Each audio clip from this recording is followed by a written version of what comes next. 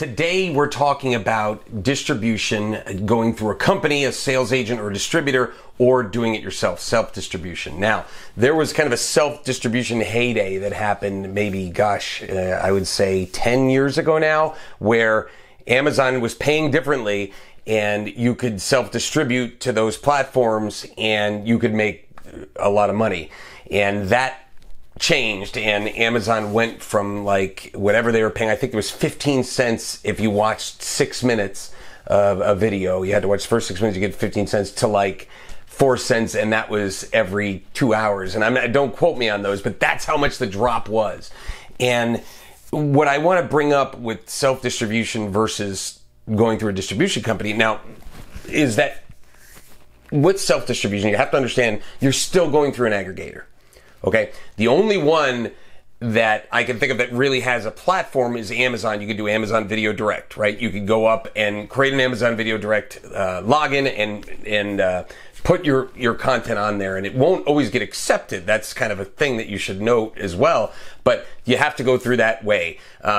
YouTube as well. You can create a YouTube channel, and that's fairly easy to do and put content up there. But the other ones, Tubi and iTunes and Google Play and all that stuff, you have to go through an aggregator. So no matter what, you're going through a company, right? So now you have that aggregator that you're using, and you're either paying a fee up front or you're paying a percentage or something like that, versus going the traditional route with a sales agent / distributor that's distributing it themselves. Now, distributor sales agents have gotten a bad name because there were unscrupulous people in the past that were, I guess, hoarding money or charging big expenses and never paying the filmmakers. But at the same time, in defense of some of those at least, many filmmakers thought that their films were going to make millions of dollars, and when the eyeballs weren't there, they blamed the sales agent or distributor. So the key, I believe, and my philosophy here, is if you go with a distributor or sales agent, they're going to have all those relationships, maybe a lot more than an aggregator does.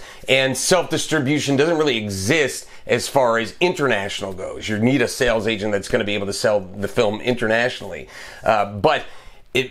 The problem, I think, with many of those self-distribution aggregators is that they're mud on the wall. They're just shotgunning, putting the mud on the wall, and they're not promoting your film specifically. It's still on you. So I believe that if you have a distribution company, sales agent that's going to put PR and marketing into the film, coupled with your efforts of PR and marketing for your film, then you can really do well. You just have to then give a percentage to that distributor or sales agent, and think of that as the cost of doing business. But if you want to save that 25% or whatever it is and try to self-distribute your film yourself, well, that's an option. You'll be in total control. You're going to have to pay a fee up front or maybe a smaller percentage of the profits to this company anyway. So it's something to think about, but ultimately I still believe that the distributors and sales agents are out there speaking to the reps, making relationships, having output deals and things like that. So I believe you'll be in better shape that way, as long as your distributor or sales agent is a reputable company